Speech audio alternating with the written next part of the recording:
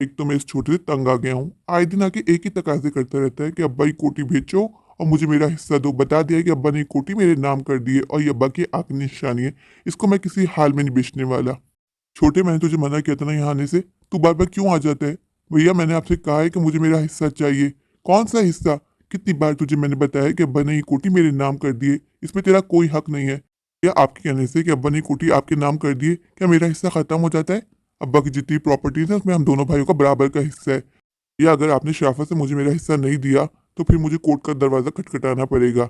अब जानते हैं कि मुझे बिजनेस में कितना लॉस हुआ है, मुझे इस सब पैसों की बहुत ज़रूरत है, तो तेरा ठेका मैंने नहीं उठाया हुआ कि तुझे लॉस होगा तो बार बार लौट के मेरे पास आ जाएगा। छोटे, मैंने तुझे बता दिया है, अब्बा की ये कोठी मैं किसी हाल में नहीं बेचने वाला। और तू धमकी किसको दे रहा है? जा, जो करना है कर ले। भैया, अभी तो मैं यहाँ से जा रहा हूँ, लेकिन अगली बार जब भी आऊंगा कोर्ट का नोटिस साथ लेके आऊंगा। तू धमकी किसको दे रहा है? मैंने कहा है ना, जो करना है कर ले। भैया, बचपन से लेकर आज तक आपने हमेशा मेरे हक पे डाका डाला है। इतनी बड़ी कोठी हजम कर लेंगे आप? मैं आपको माफ नहीं करने वाला। अगर आप मुझे यहाँ नहीं देंगे तो मैं ऊपर आपसे हिसाब लूंगा। छोटे, मैं किसी से नहीं डरता। अपनी खाली पीली धमकियां अपने पास रख। अब्बा के जाने के बाद अब्बा का पूरा बिजनेस मैंने संभाला। तूने क्या किया? तू उस वक्त छोटा था, तू जानता भी नहीं था, तुझे बिजनेस की नॉलेज भी नहीं थी, और आज बड़े मजे से आ गया अपना हक लेने। भैया, आपने भी अब्बा के बिजनेस में कोई झंडा नहीं गाड़ा है। अब्बा का खरा खरा एम्पायर था, बस आपने टेक ओवर कर लिया है और मेरा हक मार रहे हैं। भैया, आपको मैं बता देता हूँ, अपना हक तो मैं किसी भी हाल में लेके रहूंगा। तूने क्या किया अब्बा के बिजनेस के लिए? माँ भी मेरे पास है, माँ को भी मैंने संभाला हुआ है। छोटे, अपने दिल पे हाथ रख के बता, तूने एक बार भी सोचा कि माँ की जिम्मेदारी उठाने का? नहीं, माँ तो बोझ है ना, इसलिए माँ को मेरे पास छोड़ दिया और आगे अपना हिस्सा मांगने के लिए। चल जाए यहाँ से भैया, मेरे से अच्छा नहीं कर रहे हो। क्या हुआ बेबी, आप इतना गुस्सा क्यों कर रहे हो? सोनिया, क्या बताऊँ, फिर आ गया था छोटा। पोटी में हिस्सा लेने आया था? और क्या आता है, वही गाना गाता है, कोटी बेचो मुझे मेरा हक दो। बेबी, तुम अब्बा की कोठी बेचने पे राजी तो नहीं हुए ना? तुम्हें पता है ना, तुमने मुझसे प्रॉमिस किया था कि हम अब्बा की वो कोठी बेच के यूरोप ट्रिप पे जाएंगे। मैंने अपनी सारी फ्रेंड्स को बता दिया। बेबी प्लीज मुझे अब धोखा मत देना, मेरी इंसल्ट हो जाएगी फ्रेंड्स के सामने। भी ऐसा कुछ नहीं होने वाला। वो कोटी में चुपके से बेचूंगा और हम यूरोप ट्रिप पे चल जाएंगे। मैंने तुमसे प्रॉमिस किया ना, तुम जानती हो कि राज अपना प्रॉमिस फुलफिल करता है। अब्बा की वो कोटी बेच के मैं छोटे को रुपया भी नहीं देने वाला। पानी तो पता नहीं कहाँ से मुंह उठा के आ जाता है कोठी में हिस्सा मांगने के लिए, और ऊपर से अम्मा भी हमारे सर पे। एक बार भी उसने आपसे कहा बेबी कि मैं अम्मा को घर लेके जा रहा हूँ, मुझे अम्मा की याद आ रही है? बुढ़िया रह रही है ना हमारे घर में। बुढ़िया की सारी जिम्मेदारी हम उठा रहे हैं और आज तक मुंह उठा के हिस्सा दो हिस्सा दो। अब्बा की सारी प्रॉपर्टीज में तुमने उसको हिस्सा दे दिया। मैंने कहा था तुम्हारा भाई इस काबिल भी नहीं है, लेकिन तुमने बोला कि चलो छोड़ो, उसका हक है, उसको दे दो। आखिर अब्बा की कोठी, उस पर भी तुम्हारे भाई की नजर है। अच्छा ना बेबी, तुम अपना मूड खराब नहीं करो, गुस्सा नहीं करो। ये बताओ, कहीं जा रही हो? हाँ बेबी, आज मेरी फ्रेंड की बर्थडे पार्टी है, तो बस वहीं जा रही थी। वो तुम्हें बताया था, मैं तुम्हारा डिनर रेडी कर दिया है, तुम खा लेना और मेरा वेट मत करना, शायद मैं लेट हो जाऊंगी। बेबी, आज तुम्हारी डॉक्टर से अपॉइंटमेंट है ना? मेरी अपॉइंटमेंट थी पर वो कैंसिल हो गई, 2 दिन बाद रखिए। चलो तुम जाओ, मेरी फिक्र मत करना। बेबी, डिनर करने के बाद अपनी दवाइयाँ याद से ले लेना, भूल नहीं जाना। अरे, मैं अपनी दवाई याद से खा लूंगा, तुम मेरे लिए इतनी परेशान मत हुआ करो, मुझे अच्छा नहीं लगता। बेबी, इस घर में एक मैं ही तो हूँ जिसको तुम्हारी फिक्र है। तुम्हारी माँ को तुम्हारी कोई फिक्र है? हर वो बस अपने कामों में लगी रहती है, एक दफा आके भी नहीं पूछती बेटा तुम कैसे हो। बेबी, मैं जानता हूँ एक तुम ही हो जिसको मेरी परवाह है। माँ ने बचपन से लेकर आज तक कभी मुझे चाहा ही नहीं। बचपन से लेकर आज तक माँ ने मुझसे ज्यादा छोटे से प्यार किया है। अब तो मुझे आदत सी पड़ गई है। इस घर में माँ की अहमियत मेरे लिए एक फर्नीचर से ज्यादा और कुछ नहीं है बेबी। चलो बेबी, अब मैं चलती हूँ, मैं बहुत लेट हो रही हूँ। तुम याद से डिनर कर लेना और दवाई खा के सो जाना, मेरा वेट मत करना। बेबी प्लीज मुझे बार बार कॉल मत करना, मेरी सारी फ्रेंड्स मेरा मजाक उड़ाती है, मुझे अच्छा नहीं लगता तुम मुझे बार बार कॉल करते हो। भी तुम जानती तो हो मैं तुम्हारे लिए कितना पोजेसिव हूँ, बस इसीलिए कॉल कर लेता हूँ। I know baby, you love me a lot, I am also love you, but अच्छा नहीं लगता। मैं तुम्हें खुद मैसेज कर दूंगी मैं कहाँ हूँ, कब आ रही हूँ, तुम बस मुझे कॉल नहीं करना। अब मुझे इस छोटे का कुछ ना कुछ करना होगा। अब पानी सर से गुजरता जा रहा है, अब मुझे लीगल एक्शन लेना होगा। ऊपर से मुझे धमकी देके गया है कि मैं कोर्ट तक जाऊंगा। छोटा क्या जाने मेरे कितने ऊपर तक ताल्लुकात हैं। मैं इतने पैसे खिलाऊंगा, इतने पैसे खिलाऊंगा कि फैसला मेरे हक में ही होगा और छोटे को कुछ नहीं मिलेगा सिवाय ठेंगा की। में ऐसे चल रहा है, फिर भी मुझे ठंडे ठंडे पसीने आ रहे हैं। ये मुझे क्या होता जा रहा है? क्यों दिन ब दिन मेरी तबीयत खराब होती जा रही है? रिपोर्ट तो बिल्कुल क्लियर आ रही है, मुझे कुछ समझ में नहीं आ रहा। बड़े से बड़े डॉक्टर्स को दिखा दिया, सब कहते हैं आपकी रिपोर्ट क्लियर है, फिर ये क्या हो रहा है मेरे साथ? मुझे कुछ समझ में नहीं आ रहा।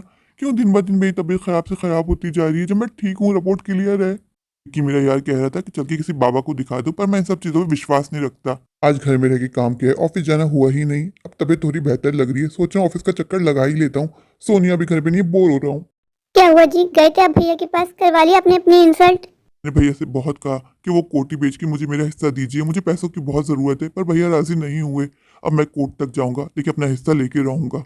और ये जी कोर्ट वोट के चक्कर में आपसे कब से कह रही हूँ कि छोड़ दें, भैया आपको नहीं देंगे। आप कोर्ट जाएंगे सिर्फ आपका पैसा जाया होगा। आपके भैया आपको हिस्सा नहीं देने वाले। मुझे भैया की नीयत समझ में आ गई है। मैं कहती हूँ जो अपने नसीब में होता है वो मिल ही जाता है। भैया आपको यहाँ नहीं देंगे तो कोई बात नहीं, भैया आपको ऊपर जाके देंगे। छोड़े ना, मेहनत करते हैं, खुद अपने पाँव पे आप खड़े हो जाएंगे। मुझे आप पे पूरा यकीन है, आप एक मेहनती इंसान है। कोई बात नहीं कि आप जीरो पे आ गए, आप मेहनत कीजिए, ऊपर वाला आपको उसका फल जरूर देगा। राधा तुम बात तो सही कर रही हो, पर मैं अपना हिस्सा कैसे छोड़ दूँ? उस पर मेरा भी तो हक है। जानती हूँ अब्बा, इस कोर्ट में आपका भी हक है, लेकिन भैया की नीयत नहीं है आपको देने की। आप कोर्ट जाके सिर्फ वैसे अपना टाइम और पैसा जाया करेंगे। बात तो तुम बिल्कुल सही कर रही हो राधा, देखता हूँ क्या किया जाए। पर मुझे बहुत गुस्सा आता है। तुम जानती हो मेरा पूरा बिजनेस डूब गया है। मुझे पैसों की इस वक्त कितनी जरूरत है। अम्मा भी तो राज भाई के पास है। अम्मा ने एक बार भी आपके हक में भैया से बोला कि आपको भी हिस्सा दीजिए। आप फिर से मेहनत कीजिए, मुझे यकीन है कि आप मेहनत करेंगे तो ऊपर वाला आपको मेहनत का फल जरूर देगा। आप फिर से सब कुछ हासिल कर लेंगे। मिलता उतना ही है जितना हमारे नसीब में होता है, ना नसीब से ज्यादा मिलता है ना नसीब से कम। राधा मैं सिर्फ तुम्हारी बात मान रहा हूँ, वरना मैं इस वक्त बहुत गुस्से में था। मैंने सोचा था कोई वकील हायर करूंगा और अपना हिस्सा मांगूंगा। भैया मेरा हिस्सा देने में मुझे राजी तो हुए नहीं, ऊपर से पुरानी पुरानी बातें उठा रहे हैं। क्या है, तुमने एक बार भी नहीं कहा कि अम्मा को अपने घर लेके जाना चाहता हूँ। राधा तुम ये बात जानती हो ना, मैं अम्मा से कितना प्यार करता हूँ। मैंने अम्मा से कितनी बार कहा कि घर चले, अम्मा खुद ही यहाँ नहीं आना चाहती। मैंने आपसे कितनी बार कहा है कि भैया की बातों को दिल पे मत लिया करें। हम जानते हैं, हमने अम्मा से कितनी बार कहा है। जब अम्मा ही हमारे पास नहीं आना चाहती हम क्या कर सकते हैं। अम्मा भैया को शुरू से आपसे ज्यादा प्यार करती हैं। अम्मा से कितना प्यार करता हूँ, पर अम्मा ने हमेशा मुझसे ज्यादा भैया को चाहा। बुढ़िया कहाँ से आ गई? अब मैंने बुढ़िया को देख लिया, मेरा पूरा दिन बुरा गुजरेगा। बेटा तुम कहीं जा रहे थे क्या? छोटा आया था क्या? मुझे छोटी की आवाज आ रही थी। अम्मा तुम्हें दिखता तो कुछ नहीं है, पर तुम्हारे कान बहुत तेज है। आया तो तुम्हारा बेटा अपना हक मांग रहा था। राज बेटा तुम क्यों जिद कर रहे हो? बेच दो ना उस कोठी को। कब तक यूं तुम दोनों कुत्ते बिल्लियों की तरह लड़ते रहोगे? अपने अपने हिस्से लो और उन पैसों से कोई फ्लैट लेके किराए पे डाल दो। अच्छा खासा किराया तुम दोनों के पास आएगा। कोठी तो बेकार पड़ी है। अम्मा मैंने आपसे मशवरा मांगा, अपना मशवरा अपने पास ही रखिए। आ जाती है हमेशा अपनी लाडली की साइड लेने। बाकी उस कोटी से मैं उस छोटे को एक कूटी पाई भी नहीं देने वाला। जितनी जल्दी हो सके आप भी ये बात जान लें तो आपके लिए अच्छा होगा। अम्मा तुमको और कितना जीना है? कब कटवा रही हो टिकट अपना अब्बा के पास जाने के लिए? बोझ बन गई हो मुझ पे अब। बेटा मैं जानती हूँ कि इस वक्त तू जला हुआ है, इसलिए ऐसी बातें कर रहा है। यहाँ के बैठ, मुझे तुझे कुछ समझाना है। अम्मा इस वक्त मेरे पास टाइम नहीं है, मैं लेट हो रहा हूँ, मुझे ऑफिस के लिए। निकलना है बेटा, सिर्फ 2 मिनट के लिए मेरी बात सुन ले फिर चला जाना। अम्मा जल्दी बोलो क्या बोल रहे हैं। बेटा तुम दोनों भाई भाई हो, आपस में प्यार से रहा करो। क्यों इस तरह लड़ते हो? मुझे अच्छा नहीं लगता तुम दोनों को इस तरह लड़ते हुए देख के। दो भाई होने का क्या फायदा? जब एक भाई परेशान होता है दूसरा भाई उसका साथ देता है, उसको परेशानी में हाथ बटाता है। तुम दोनों तो हर वक्त लड़ते रहते हो। अम्मा हो गया तुम्हारा लेक्चर खत्म, अब मैं निकलूं ऑफिस के लिए। बेटा तू बड़ा है, तू दिखा दे अपना बड़ापन। बेच दे वो कोठी, दे दे छोटे को उसका हिस्सा। तू जानता है ना इस वक्त छोटे को कारोबार में कितना नुकसान हुआ है। उसको बहुत जरूरत है पैसे की, तो उसकी मजबूरी नहीं समझेगा तो कौन समझेगा? बेटा मेरी एक बात याद रखना, कभी भी कोई किसी का हक मार के कभी खुश नहीं रहा है। बस माँ बस, बहुत सुन लिया मैंने आपका लेक्चर।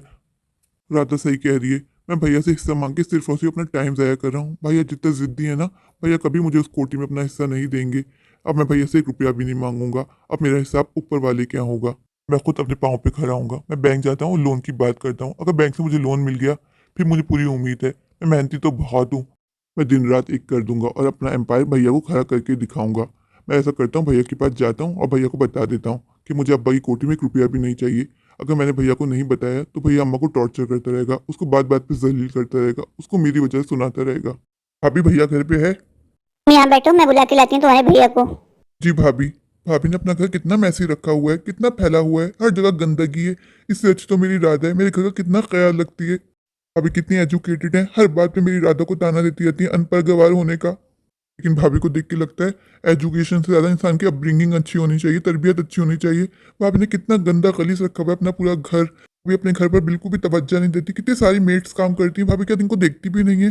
भाभी को फुर्सत दिखाएं अपनी पार्टीज से। मुझे तो हैरानगी भैया पे होती है कि भैया को भी नजर नहीं आता कि उनका घर कितना गंदा खलीस फैला हुआ है। भैया तो भाभी के नाच नखरे उठाने में लगे रहते हैं, लेकिन भैया को एटलीस्ट इतना तो चाहिए ना कि भाभी को कहें कि घर का ख्याल रखें, घर को साफ सुथरा रखें। घर साफ सुथरा होता है तभी अच्छा नजर आता है। खैर मुझे क्या, मुझे कौन सा यहाँ रहना है। मैं बहुत खुशकिस्मत हूँ कि मुझे राधा जैसी पत्नी मिली। वो मेरे घर का कितना ख्याल रखती है, मेरे बच्चों का। छोटे अब तू यहाँ क्यों आया है? कल ही होके गया था ना। और तू मेरे बेडरूम में क्या कर रहा है? चल आके बाहर लॉन्च में बैठ। भैया मुझे भाभी ने कहा था कि यहाँ आके बैठ जाओ, इसलिए मैं आपके बेडरूम में आया। मुझे आपके बेडरूम में आने का कोई शौक नहीं है। मुझे पसंद नहीं है कि कोई बाहर का बंदा आए और आके मेरे बेडरूम में बैठ जाए। चल तू आके बाहर बैठ। भैया ये सवाल आप भाभी से पूछिएगा। बता तू यहाँ क्यों आया है? भैया मैं आपको बताने के लिए आया हूँ कि मुझे अब्बा की कोर्ट में अब कोई इंटरेस्ट नहीं है। मुझे नहीं चाहिए अपना हिस्सा।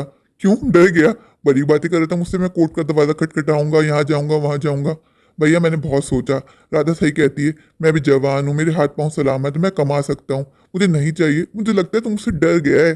देखा, तू जानता है तेरे भाई कितनी सोर्स है, तूने सोचा होगा तेरा पैसा सिर्फ जाया होगा, मिलना तुझे एक कोटी पाई भी नहीं है। चल अच्छा है छोटे कि तुझे अकल आ गई। मैं सोच ही रहा था कि किसी बड़े वकील को हायर करूं, केस तो मुझे ही जीतना था वैसे। भैया आपको जो सोचना है सोचिए, मुझे कोई फर्क नहीं पड़ता, बस मुझे आपको इतना ही बताना था कि मुझे 1 रुपया भी नहीं चाहिए। अच्छी बात है छोटे कि वक्त रहते तुझे अकल आ गई, वरना से तेरा पैसा ही जाया होता, केस तो मुझे ही जीतना था किसी भी हाल में। तूने अपनी बात कर ली ना, अब तू जा सकता है, दरवाजा उस तरफ है। ये बाबा सही कहते थे आपके बारे में कि आपका खून सफ़ेद है, आपको रिश्तों से कोई फर्क नहीं पड़ता, आपको शुरू से पैसों की हवस थी, आपने हमेशा रिश्तों से ऊपर रुपया पैसों को रखा, आपको वही मुबारक हो। अब मैं चलता हूँ छोटे, मेरा फजूल टाइम नहीं है कि बैठ के तेरा लेक्चर सुनूं, मुझे और भी काम है। अब तू जा सकता है। भैया मुझे भी कोई शौक नहीं है कि मैं यहाँ खड़े होकर आपकी कड़वी बातें सुनूं। अब तुझे यहाँ से भिजवाने के लिए कोई मुहूर्त निकलवाना पड़ेगा। जा रहा हूँ भैया, जा रहा हूँ। मुझे शर्म आती है तुम्हें अपना बड़ा भैया बोलते हुए। तूने भैया होने का आज तक कभी कोई फर्ज नहीं निभाया, हमेशा सिर्फ पैसा पैसा पैसा। भैया तुम्हें अपनी धन दौलत पे बहुत गुरूर है ना।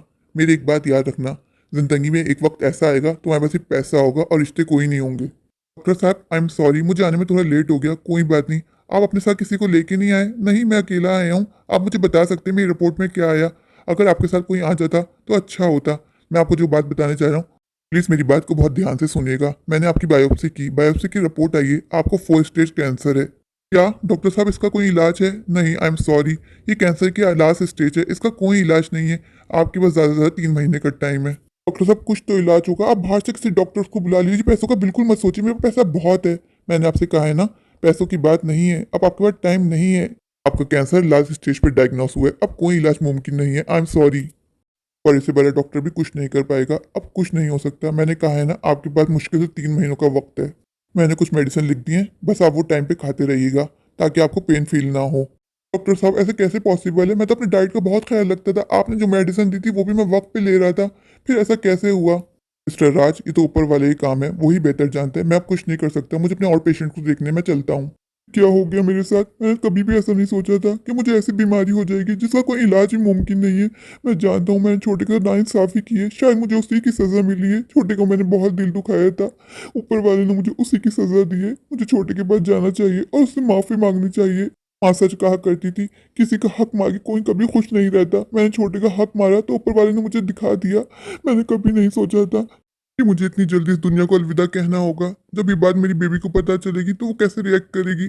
इस दुनिया से जाने के बाद मेरी बेबी का क्या होगा? आज मेरे पास सब कुछ है, धन दौलत पैसा, पर ये पैसा किस काम का जो मेरी लाइफ नहीं बचा पा रहा? डॉक्टर ने जवाब दे दिया, अब कुछ नहीं हो सकता। मेरे प्यारे प्यारे व्यूवर्स, अगर आपको मेरी आज की ये स्टोरी अच्छी लगे तो प्लीज़ मेरे चैनल को लाइक कीजिए, अपने दोस्तों के साथ शेयर कीजिए और हाँ, मेरे चैनल को सब्सक्राइब करना बिल्कुल मत भूलिए। तभी जाइए जाकर मेरे चैनल को सब्सक्राइब कर दीजिए, मुझे ढेर सारा प्यार दीजिए, मुझे सपोर्ट कीजिए। Thank you.